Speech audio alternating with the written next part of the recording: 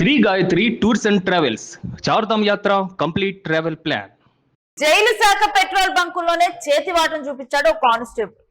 అయితే చేతివాటం చూపించి వేలల్లోనే డబ్బు కాదు, ఏకంగా లక్షల్లో డబ్బును మాయం చేశాడు. నంద్యాల జిల్లాలో అవినీతి కానిస్టేబుల్ బయటపడ్డాడు. బనగాలపల్లిలో కానిస్టేబుల్ రామచంద్రారెడ్డి చేతివాటం బయటకు వచ్చింది. ఇక జైలు శాఖ పెట్రోల్ బంకులో 74 లక్షల రూపాయలు గోల్మాల్ చేసినట్లుగా వార్తలు బయటకు వస్తున్నాయి.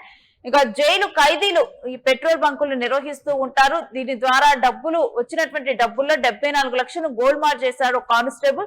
ఇక ఆ డబ్బునంతా తన సొంతానికి వాడుకున్నట్లుగా కూడా తెలుస్తుంది. కానిస్టేబుల్ రామచంద్రారెడ్డి కానిస్టేబుల్ పై ఇటు జైలు సూపరింటెండెంట్ ఫిర్యాదు చేశాడు. సెక్షన్ 316, 318 బిఎన్సి కింద ఇప్పుడు రామచంద్రారెడ్డి మీద కేసు నమోదవటం జరిగింది. కేసు నమోదు చేసినటువంటి పోలీసులు ఇక దర్యాప్తు చేస్తున్నారు. ఏ విధంగా తాను ఈ డబ్బును మాయం చేశాడు ఏంటి అన్నటువంటి అంశాలను పరిశీలిస్తూ ఉన్నారు. ఇక అంతటి ఆస్కారం తనకి ఏ విధంగా దొరికింది ఈ పెట్రోల్ బంకుల్లో, ఇటు ఖైదీలు నిర్వహించేటువంటి పెట్రోల్ బంకులు అంటే ఖైదీల్లో పరివర్తన రావటానికి గాని, మార్పు రావటానికి గాని, తమ శిక్ష కాలం ముగిసిపోయిన తరువాత వాళ్ళకి పని కల్పించేందుకు ఈ పెట్రోల్ బంకులను వాడుతూ ఉంటారు. అలాంటిది సెక్షన్ దాంట్లో ఉన్నటువంటి పెట్రోల్ కు వచ్చినటువంటి డబ్బులని తన ఇష్టానికి వాడుకొని మొత్తం కూడా లక్షల్లో మాయం చేశాడు. 72 లక్షల డబ్బును తాను మాయం చేసినట్టు తెలుస్తుంది. ఇప్పుడు సెక్షన్ 316, 318 బిఎన్ఎస్ కింద తన మీద కేసు నమోదు చేసి దర్యాప్తు ప్రారంభించారు. ఇక దీనికి సంబంధించి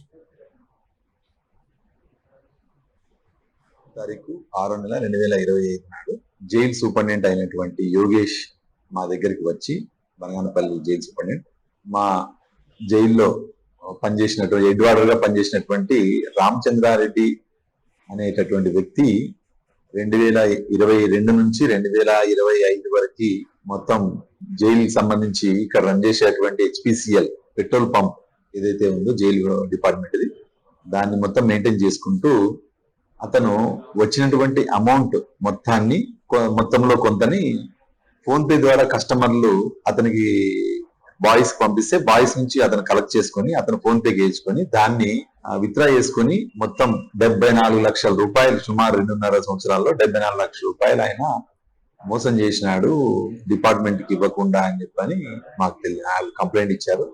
దాని మీద అతని మీద మేము కేసు నమోదు చేశాము. చీటింగ్ మరియు మిస్అప్రాపరేషన్ కింద అతని మీద యాక్షన్ తీసుకోవడానికి పూర్తిగా డీటెయిల్ గా ఎంక్వైరీ చేసి కేసు నమోదు చేసిన తర్వాత, ఏదైతే ఇన్వెస్టిగేషన్ అంతా కంప్లీట్ అయిన తర్వాత, అతని మీద నేరం నిరూపణ అయిన తర్వాత మేము అతని మీద యాక్షన్ తీసుకున్నాం. ఆలగడ్డ సబ్ జైల్లో ప్రస్తుతం మొన్న రీసెంట్లీ ట్రాన్స్ఫర్ అయ్యి ఆలగడ్డ సబ్ జైల్లో జైలు వార్డెన్ గా పనిచేస్తాం. అతని మీద వేరే కంప్లైంట్ కూడా ఉన్నాయి కొన్ని. అన్ని విషయాల్లో అతని మీద కూలంకుషంగా విచారణ చేసిన తర్వాత ఫర్దర్ గా మేము అతని మీద యాక్షన్ తీసుకున్నాం. ఇంకా ఈ అంశం గురించినటువంటి డీటెయిల్స్ మా ప్రతినిధి ధరణి కిషోర్ అందిస్తారు. కిషోర్, మొత్తం కూడా 74 లక్షల రూపాయలు ఇటు కానిస్టేబుల్ రామచంద్రారెడ్డి మాయం చేసినట్లు తెలుస్తోంది. అసలు పూర్తి డీటెయిల్స్ ఏంటి? ఈ అంశంలో ఎంతకాలం వ్యవధిలో వీటిని ఈ విధంగా కూడా తాను తారుమారు చేయటం జరిగింది ఏంటి? నంద్యాల జిల్లా బనగానపల్లె జైళ్ల శాఖలో ఒక అవినీతి సింహంగళమే బయటపడిందని చెప్పుకోవాలి. హెడ్ కానిస్టేబుల్ గా పనిచేసినటువంటి రామచంద్రారెడ్డి జైళ్ల శాఖకు సంబంధించినటువంటి HPCL పెట్రోల్ బంక్ ను నిర్వహిస్తూ ఉంటారు. అయితే ఈ యొక్క పెట్రోల్ బంక్ కు వచ్చినటువంటి ఆదాయాన్ని విడతల వారీగా అంటే కస్టమర్ల నుంచి డబ్బులు ఫోన్ పేల ద్వారా తీసుకోవటం, ఆ డబ్బును శాఖకు జమ చేయకుండా తన సొంతానికి వాడుకుంటూ ఉండడం. అయితే ఇదంతా కూడా గత 2-3 ఏళ్లుగా కూడా వ్యవహారం బయటపడినప్పటికీ మొత్తం వ్యవహారాన్ని అంటే ఇక్కడ సంబంధించిన ఉన్నతాధికారులు వారికి నచ్చ చెప్పుకుంటూ మొత్తం ఏదైతే మిస్ అయిన అమౌంట్ నేను భర్తీ చేస్తానంటూ అతను చెప్పుకుంటూ వచ్చాడు.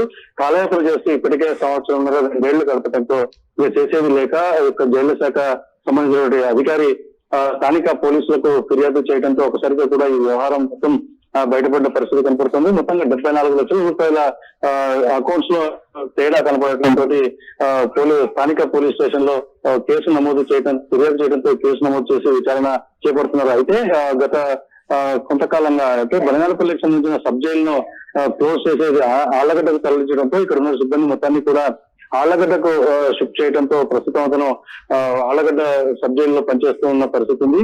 అయితే అతను ఈ యొక్క కేసు FIR అయినప్పటి నుంచి కూడా అబ్స్టాండెడ్ గా ఉన్నారు అని చెప్పి సమాచారం ఉంటుంది. అయితే మొత్తంగా 74 లక్షల రూపాయల వ్యత్యాసాన్ని అకౌంట్లలో తేల్చినటువంటి జైళ్ల శాఖ అతని మీద చర్యలు తీసుకోవాలి, అతని నుంచి సొమ్ము రికవర్ చేయాలి అంటూ చీటింగ్ కేసును నమోదు చేయడంతో ఒకసారిగా కూడా వ్యవహారం అంటే ఇన్నాళ్ళు కూడా లోపల గుమ్మనంగా ఉంచినటువంటి వ్యవహారం మొత్తం ఒకసారి బరస్టోకంతో అందరూ కూడా అలర్టైన పరిస్థితి. ఇవే కాకుండా సదరు రామచంద్రారెడ్డి మీద అనేక ఫిర్యాదులు ఉన్నాయని స్థానిక సిఐ ప్రవీణ్ కుమార్ కూడా చెప్తున్న పరిస్థితి. అంటే మొత్తంలో కూడా దొంగలను సరైన మార్గంలో పెట్టాల్సిన జైళ్లలోనే ఉన్నటువంటి పోలీసులే ఇట్లాంటి దొంగ పనులకు, చీటింగ్ పనులకు పాల్పడుతుండటం అందరినీ విస్మయానికి గురి చేసిందని చెప్పుకోవాలి.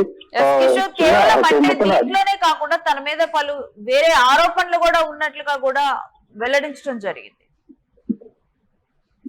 అవును, అదే రామచంద్రారెడ్డి అనే కానిస్టేబుల్ మీద ఈ యొక్క చీటింగ్ కేసులే కాకుండా అంటే పెట్రోల్ బంక్ లో సొమ్ము కాజేశాడన్న అంశమే కాకుండా ఇతర అంశాలు ఉన్నాయని సిఐ చెప్తున్నప్పటికీ ఆ వివరాలను పూర్తిగా వెల్లడించడం లేదు. ఇవన్నీ కూడా విచారణలో ఒకదానికి ఒకటి యాడ్ చేసి మొత్తాన్ని కూడా మేము విచారణ జరుపుతాము. మొత్తంగా కూడా గవర్నమెంట్ కు ఆ సొమ్మును రికవరీ చేయడానికి ప్రయత్నం చేస్తామని చెప్పి పోలీసులు చెప్తున్న పరిస్థితి ఉంది. అయితే ఇంతవరకు కూడా రామచంద్రారెడ్డి గత 2 ఏళ్ల నుంచి కూడా జైలు శాఖ ఉన్నతాధికారుల వద్ద పర్సనల్ గా రిక్వెస్ట్ చేసుకుంటూ ఆ డబ్బులు నేను తిరిగి కడతాను, కేసులు పెట్టదండి అంటూ రిక్వెస్ట్ చేసుకుంటూ ఉన్న నేపథ్యంలోనే ఇన్నాళ్లు కూడా తాత్సారం చేశారని తెలుస్తుంది. అసలు ఇంతటి డిలే జరగడానికి కూడా జైలు శాఖ అధికారుల అలసత్వం కూడా ఒక కారణంగా స్థానికులు చెప్పుకుంటున్న పరిస్థితి. ఏదేమైనప్పటికీ కూడా మొత్తం వ్యవహారం అంతా ఒక్కసారిగా బట్టబయలు కావడంతో అసలు ఈ సొమ్ము రికవరీ అవుతుందా లేకపోతే అధికారులు అతని మీద ఎలాంటి చర్యలు తీసుకుంటారన్నది మాత్రం ప్రశాంతకంగా మారింది. ఇక ప్రస్తుతం సెక్షన్ 316, 318 BNS కింద రామచంద్రారెడ్డి మీద కేసు నమోదు చేశారు. దీంట్లో ఈ ఆరోపణలు, ప్రస్తుతం వస్తున్నటువంటి ఆరోపణలు, ఇక గతంలో ఉన్నటువంటి ఆరోపణలు, వీటన్నిటిని కూడా దర్యాప్తు చేయబోతున్నారు. రామచంద్రారెడ్డి తిరిగి డబ్బు చెల్లిస్తారని చెప్పి తన గత కొంతకాలం నుంచిగా కూడా చెబుతూ మభ్య పెడుతున్నట్లుగానైతే చెప్తూ ఉన్నారు. ఇక వీటన్నిటి మీద దర్యాప్తు చేసిన తర్వాత మరి రామచంద్రారెడ్డి నుంచి తిరిగి డబ్బులు వసూలు చేయటమా లేకపోతే తన మీద తదుపరి చర్యలు తీసుకునేందుకే సిద్ధమైనట్టుగా కూడా కనిపిస్తోంది.